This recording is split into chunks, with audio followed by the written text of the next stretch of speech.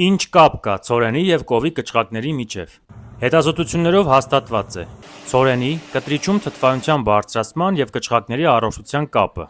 Ցորենի օսլանի համեմատ գարու եգիպտացորենի կամ մյուս հատիկների կտրիչում ավելի արագ և ագրեսիվ է մարսվում։ Երբ կենդանին պարբերաբար և շատ քանակի ցորեն է ստանում, կտրիչում եղած միլիարդավոր միկրոօրգանիզմները սկսում են ճեղքել դրա հեշտամարս օսլան, և վերջնարդյունքում գոյանում է կաթնաթթու, որն առաջացնում է թթվայնության բարձրացում։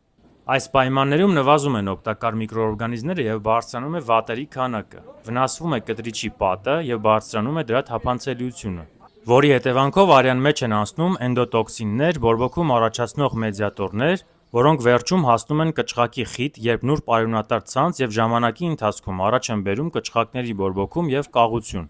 Եթե տնային պայմաններում պատրաստում եք խտացրած կեრძ ցորենից, գարուց և եգիպտացորենից, մեկնաբանություններում գրեք ցորեն և կուղարկեմ դրանց ցանկալի համամասությունը։